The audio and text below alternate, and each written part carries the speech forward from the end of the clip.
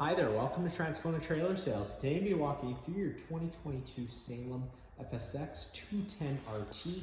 We are just going to start off at the back of the unit. If you notice at the back, you are pre-mounted for an observation camera up top. If you'd like to get set up with that, you can just contact the parts department. Aside from that, essentially at the back is going to be the garage portion of the unit. You can flip this door down. You're just having to pick these guys up, unlock them of course, and flip them up. And then you would pull that door towards you. Just keep in mind if there isn't, you have to twist these actually, sorry. Once you do twist them, that unlocks it. Keep in mind once you start pulling it towards you, all the way to the door is coming down onto you. There isn't any assist struts with this, so just nice and slow. Now with these cables in place, it's currently set up as kind of like a patio area. So these guys hold it up. You'd be able to fold all your gating out, which locks into place nice and easy. And once that was all out, you'd have a nice patio area. Now, if you wanted to use that as a garage, all you would have to do is take these pins out from the cables that would allow that door to completely fold down. And then once you move all this other stuff out of the way, fold your doors out just for the meantime until you bring something in. You'd be able to pull in whatever it is you desire. And then to get it back up, just pull the opposite obviously, just folding that door up, making sure the cables sit inside nicely. Lock your clamp down and lock it down. Same goes for this side. Now we can come along to the driver's side of the unit. Cable satellite inlet. In this corner, as well as all four corners of the unit, you do have stabilizer jacks. The way they work is once you hook up your 3/4 inch drive tool, run that foot down to the ground. Once the foot does contact the ground, just give it another 1/8 turn to snug it up. It's going to take any bounce or sway you see we have in the unit right now away. And just keep it in mind, these are stabilizing jacks, they aren't leveling jacks. Please don't try and use them as so, otherwise you do run the risk of bending them, and the same does go for if you're using an impact to run them up or down. Just keep it in mind how much torque you put on them. And then of course, let's say you're at your campsite, you have yourself disconnected up front from the trailer, off your truck. You're gonna wanna make sure you do have the stabilizer jacks down before you try going to bring anything else inside of there. It's just giving it that little bit of extra support. And keeping in mind, whatever you are loading inside, there is weight restrictions behind that. Then you get to your standard 30 amp twist lock connection. We're just running this off an adapter here, so your cord will look a little bit different, but pretty much the same. Once you unthread the collar, you can twist it, pull it out. You're just taking note of that notch there. It lines up with this notch on this side. Push that into place, 8 turn to lock it in, and then again, you just got that threaded collar to really lock it down. And then if you unplug that, you do have your standard 30 amp plug end. Now a lot of Manitoba campsites may not have this, so we do include that 15 amp park adapter, which is your standard household outlet. Just keep it in mind whenever you are using that adapter, you're not gonna be able to run your air conditioner. It really is just to run your fridge and your lights. Once that is plugged into place, you're powered up inside the unit. You got your furnace exhaust. When your furnace is running, it's gonna be blowing out hot air, so just be mindful of that. You got your exterior shower, which does just open up. It's your standard 751 key. Once the door flaps out, you just get your basic shower hose coming out at you, as well as a tap for it. You got your city water connection, so if you're at a site with service, you can thread a garden hose in there, turn it on. It's gonna pressurize all those lines without the need to run the water pump. And then you do your black tank flush, so the way that works is, if you're noticing false monitor panels inside, monitor panel readings inside the unit, or just an odor around the unit, and of course it's just good to do once every few uses, just to try and keep that tank look that little bit cleaner. Just keep it in mind whenever you are using it. You're gonna make sure you read the caution sticker. Your sewer hose has to be connected, and of course your black tank has to be open. Reason being, if you're pushing pressure inside of the tank and the pressure's got nowhere to go, it could expand that tank to the point of cracking. Coming down below here, you got your main sewer output. Taking and twisting that guy off, your sewer hose is gonna have the same here as this guy has. Threads it, locks into place. Then you got your gray and your black valve. You always want to empty your black valve first. This is gonna be your dirtiest water, filled from the toilets. Then you can come behind that with your gray valve, which is typically cleaner water, filled from your sinks and your showers. You got a nice hose holder down here so that you can store your sewer hose and keep most of the smell out of the unit. You got your 2 low point drains. So if you're leaving the unit for a while, don't want water going stale or stagnant, it's a good idea to crack these guys open. It's gonna allow most of the water out of the lines. Same goes for the end of your winterization process. I just have to run and grab a set of keys quick.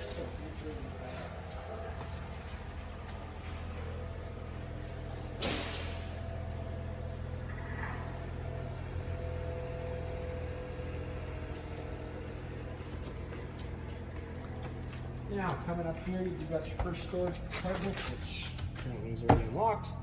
Again, that's where you're gonna find your sewer hose. Now inside here, you got your standard starter kit. It's gonna come with that 15-foot water hose, a 10-foot sewer hose, and then just some other miscellaneous goodies, including that 50 amp park adapter. Coming around to the front of the unit, you got your battery located inside this box here, and then right up at the front, you do have your battery disconnect switch with it in the on position like it is now. The batteries are connected to the unit. If you were to turn that to the off position, the batteries would become disconnected from the unit, and in addition to that, it also disables the rest of the 12-volt system inside the unit. So if you were to turn that battery disconnect on, plug yourself in, and wondering why you have no lights, it's because you also disconnected the 12-volt system, so just keep that in mind. Underneath this black cover here is your 2 propane tanks. Most of the time, just move those tabs out of the way. You can get what you need done by doing that, but just for the purpose of the video, I would slide that right out of place. 2 20-pound propane tanks, pretty standard. You got the selector valve on your regulator here. With you pointed this way, you're drawing off this tank. You'd counterclockwise, nice and slow, to open up the flow of propane to the unit. Now, if this tank were to go dry, you do just have to close it, disconnect it, flip this over to the other side, and you can draw off this tank while you're getting this one filled up. Coming around to the passenger side of the unit, you just got some more storage.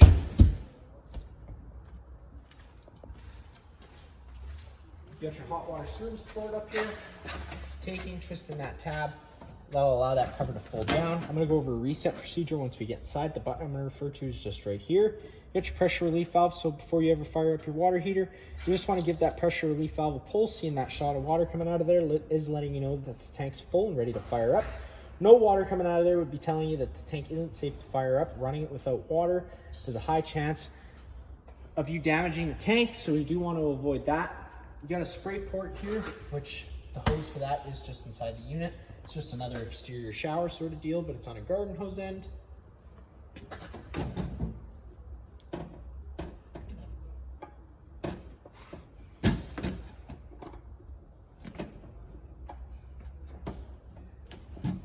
Once you get that all lined up, hold that, lock that down. Get your fresh water connection. So if you're out boondocking, your site just doesn't have water, you can take that out, siphon some water in there, or just turn on your garden hose and fill it up. Once it's full, it's gonna start spraying out the bottom. Let's say you wanted to empty it because you didn't use all the water and you're leaving, you don't want to drag it around with you. You got that little cap here down below the floor. Loosening off the cap will allow all the water out of the fresh tank to drain out. A couple plugins. Other than that, you got your range hood vent flap here, making sure whenever you get to your campsite, you do release it, allowing the range hood to evacuate those fumes. But whenever you're driving, you don't want to make sure you do snap that into place. That's just going to stop any excess dust from getting inside of the unit. Now to get inside, which is the best part, you just have to take that assist handle, push it up, holding it 90 degrees, it will lock in place. It's going to allow you to open up your door. You have to open up your door all the way to get your stairs down. You do have adjustable feet. You're just having to use these tabs to allow the feet to go in or out, depending on what your campsite requires. Pulling that tab, the stairs will start folding out towards you. Now you can take a step on inside. The first thing you are going to notice on the left is just that fire extinguisher, which is pretty simple. Pull the pin and shoot. And then up on the wall here, you got your main monitor panel system as well as a bunch of different switches. You got that one switch which turns on that awning LED. The second switch which turns on this one entryway light. And then you do have your monitor panel system up top, so pushing the tank will give you the corresponding level, and the same goes for fresh and battery. Water pump, which draws out of your fresh tank. And then you got your water heater switch. Turning that on, you're going to see that DSI fault light come on. Water heater is going to try lighting itself 3 times. If on the 3rd try it doesn't light, this DSI fault light is going to stay on. In that case, you do just have to turn this off, go hit that reset button I showed you earlier, and try firing it back up. Just keep it in mind whenever you are trying to fire that up, it is firing on propane, so you'd have to make sure that the propane was on at the front of the unit. And of course, you'd want to make sure that it was purged as well, because again, whenever the propane system's been turned off, it does allow air into the system. Once air makes its way into the system, it does have to be purged out. The quickest, easiest way to do that is by using your stove. I'll go over a little bit more about that once we get there, but that could be why your water heater wasn't lighting, so just making sure you did go over that quickly. And then last but not least, you got your awning control. Pushing it up allows it to go out. Once it hits its full extension, you're going to see the back of the metal tube and a little flap hang down. Keep it in mind, if you hold the button, it's going to roll itself right around the opposite way, which we don't want. So making sure you do keep an eye out for the little flap on the back of the metal tube. Sometimes the flap can get stuck, so you might just have to retract it quickly a little bit and put it back out. Now that it's at its full extension, if we were to start raining, you can take any arm front or your pull down at the center. It's going to change the pitch of the awning head, allowing water to now run off. Now, if you like that angle better because it does allow for more shade underneath, you can do the same thing with the front arm, just making sure you do push them both back to straight before you bring that awning in. Whenever you do put your awning out, you're going to want to make sure you keep an eye on the wind speeds. Once they start picking up, you will want to make sure you bring the awning in. Otherwise you're going to run the risk of bending your arms or ripping the fabric, which we don't want. To retract it, you're pushing the button down. Awning's going to start rolling its way in. Once it is all the way in contact with the side of the trailer, the motors will automatically cut out. Let's say it was raining, you're using it for coverage, but the wind got too aggressive and you had to roll it in while it was wet. It's not the end of the world. Just try and remember to bring it back out at your next earliest convenience to allow it time to dry out. That way you don't accelerate the growth of mold or mildew inside of there. Arms contact the side of the trailer, motor's automatically cut out, and you're all good to go. Down here you got your stereo, which is pretty much just like home. Push the power button, it turns it on. You got outside speakers that are on and inside speakers. Okay, volume's on. Power button to turn it off. Pretty standard. First, I guess we'll take a step into the bedroom. All the lights inside here are on their own center push buttons, and that goes for the rest of the lights inside the unit as well. Inside here, underneath the bed, if you pick up at the foot of it, you can lift it up. That gives you access into that front storage compartment. It also gives you access to these nice little storage bins that they include with it. You got your main fire exit on this side here, and all the blinds in the unit do work the same way. They just kind of sit where you leave them. Fire exit, pull on the red tab. The screen's going to pop right out of place, and then you can just take your handle, push it, and hop out of the unit. Of course, going feet first, not head first. Storage all around whenever you're using the storage throughout this unit. Just being mindful of drains, water lines, and wiring. You're not going to be wanting to affect that too much. Up on the wall here, you do got your solar controller. I'm going to recommend going over the owner's manual if you wanted to get into any in-depth charging settings. We do currently have it set up for your basic charging needs, though. If there's sun being applied to the panel up top, it will be applying a charge to your front battery. Plug-ins on either side of the bed, of course. Inside this door here, you do get your bathroom. It's quite spacious. Again, lights are just on their own center push button. You do got a vent lid up top here, counterclockwise to open up that guy. You're going to see now, you do open up straight into the atmosphere, and of course, if you were to start traveling and you forgot it open, it could cause damage to that vent lid, and if it were to rain, it's going to get wet inside of here. We do sell max air covers here at the shop. It's just a cover that goes over top of this. It's going to keep things dry inside of here. It's also going to protect that lid a little bit. So if you'd like to get set up with that, you can just contact the parts department, and they'd be more than happy to put together a quote for you. Just close that down. The button to turn it on is right there. It turns it on. Other than that, pretty standard bathroom. You got your main GFI plug here on the wall. If you ever have an outlet that doesn't work, just double checking that this isn't tripped. 90% of the plugs are going to run through it. So you got test in the middle, reset on the left. Again, just making sure that you don't see that yellow light on, making sure the reset isn't tripped. Now for the best part, we can get into the main living space. You have all these lights on their own center push buttons. First thing I will note is because you're going to be bringing a gasoline operated vehicle in here most likely, you got these little vents that you can open up. And that's to help keep air things out whenever you pull something in or out of here. And it's a good idea to leave them open too while you're traveling, just to allow things to air out a little bit. You're not trapping any fumes inside. You can open them up either way as well. So in case you want some extra wind at night, you could do that as well. Again, cool little feature. On the floor here, you're going to notice all these points. These are going to be the only points that you're going to be able to secure anything to, really. They're going to be the safest option. You're not going to rip them out, and hopefully they hold in place. You got your kitchen area, which is pretty standard. Sink over here. If you open up this cupboard door and look on the other side, you got this panel here. There's 4 screws holding it in. Removing the 4 screws will give you access to the back of your water heater for winterization. You got your microwave over here, again, pretty much just like home. Sink, hot and cold water, and then you come to your stove. Now the stove does operate off propane. And because the unit is equipped with propane, you got your LP detector right here near the ground. If you ever start getting worrisome levels inside, this guy will start going off, but don't panic. Just turn off the main supply of propane at the front of the unit and open up some windows and vents to get some fresh oxygen inside of here. Whenever you are running your stove, I always recommend running your range hood. That way you try to evacuate most of those fumes as you're making them. And the same goes for cracking open this window would be a good idea as well. To get the stove to go, it's pretty simple, but it can take a minute. Now, I had the system running earlier, so it's going to fire up pretty quickly, but typically if you've had the system off, and especially if you've disconnected one of the bottles to have them filled up, it allows a lot of air into the system, and it can take up to a few minutes to purge it all out. But the most important note I am going to tell you about is that if you go to turn this gas valve on, gas will start flowing inside of this unit, and you're not going to hear that igniter going. So if you had that buildup of gas there, and you went to go fire it up, which you have to turn the illumination lights on to supply power to the igniter. Once I turn this knob over now, you're going to see it does light up.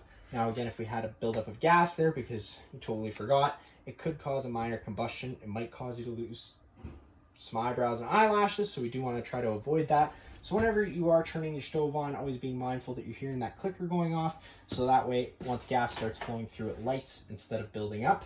And then when you remember to turn the button on, it has a really big bang. So just use caution whenever you are using it. But it does fire right on up once you get it going, and you see you got a little bit of a thing there. No big deal though, just keep your face away from it. Turn the light off whenever you're done, and then you can close that lid. Just keeping in mind it is glass, so just try and be gentle with it, and of course allowing it time to cool off after you're done using it. You got a TV backer here in case you wanted to mount a TV. This is going to be the best place to do so. You got all your cable satellite hookups up top as well as a couple plugins. And then you got your main coax outlet. You've got a little button here that turns that green light on. Turning that green light on supplies power to the antenna on the roof. Now that's also going to improve radio frequency and cell phone frequency. So I typically recommend leaving it on whenever you get to your campsite, but try and remember to turn it off once you're done using it. That way you're not draining any battery power while you're not here. And then in this area, this can all be pulled down into a bed. You just have to fold up the table, set it up in the ledges here like desired. Then you can take your cushions to fill in the center. And again, you have yourself another bed back here. The storage all around at the back, there's really not much to show you. You got a pantry space here. Stores all kinds of things. In addition to that, you got your main fuse and breaker panel. Whenever a breaker trips, it'll sit in the middle, so you just have to turn it off and then back on again to reset it. And you got all your fuses on your right. Whenever one does pop, there'll be a little red indicator light letting you know which one's gone. It might be a good idea to pick up just a couple extra fuses to have on hand in case whenever it pops on you while you're at your campsite. That back door there, they do got this guy here, which locks into place into the frame. So that way you're not getting any bugs inside of here whenever you're camping and have that back patio open. Up top here, you got your air conditioner. You got a couple different options you can run it on. You can run it with these louvers closed, in which case it moves its air throughout all the ceiling ducting you have throughout. Or you can run them open, in which case it's going to dump all its air into the main living space. So once you get to your campsite, if it's real hot inside of here, I always recommend running these guys open, dump all your air into the main living space. Once the living space is cool, you can close up the louvers and send it throughout. Another note, you got these tabs here, pulling in on them and pulling down, pushing in on them and pulling down will allow these to pop out of place. You got those little black screen vents inside of there. This is where the air conditioner intakes its air. So you might be a good idea to give those a spray out once they start getting dusty. It helps keep the flow nice and flowing. You got your TV. You got your refrigerator over here. Keeping in mind you do have that travel lock. So whenever you're driving, making sure that that's on. That way that fridge can't fly open when you're driving. Other than that, you got your controls for your freezer up top. Controls for the fridge are down below. You can turn it on and off just by holding the on-off button for 10 seconds. And then you can change your set temperature, obviously, just by pressing it. Thermostat on the wall. Pushing the button once, it illuminates itself. Push it again. You're going to go into fan low. So at this point, you're just going to be moving air around using the air conditioner. No heating or cooling involved. Same thing on a high fan. And then you get to cool high. So now this is when the air conditioning takes into effect. hitting that button one more time will bring you to cool low, so it's the same thing but on a low fan. And then now is when you see that auto come up. Whenever the auto comes up, it means it's going to be an on-demand system. So if the room's currently reading 71 and you had it set to, I'm not sure why it's set so low, but if you had it set to 63, once the thermostat senses the room's at 63, it's going to automatically cut out the air conditioner. If you didn't have that auto on, the fan for the air conditioner is going to run full time regardless of what you have the room set to. So I always recommend using the auto setting. Then you got the same thing but on a high fan. One more time, that's going to kill the air conditioner, fire up the furnace. The furnace runs off propane. The furnace does only have one fan setting, and it's going to move all its air through the floor portals you have throughout the unit. And whenever you fire that on and then you turn it off, it does run for an additional 3 minutes after that, just to allow itself time to cool down. Now that is going to be it for this unit here. If you have any other questions, feel free to give us a call.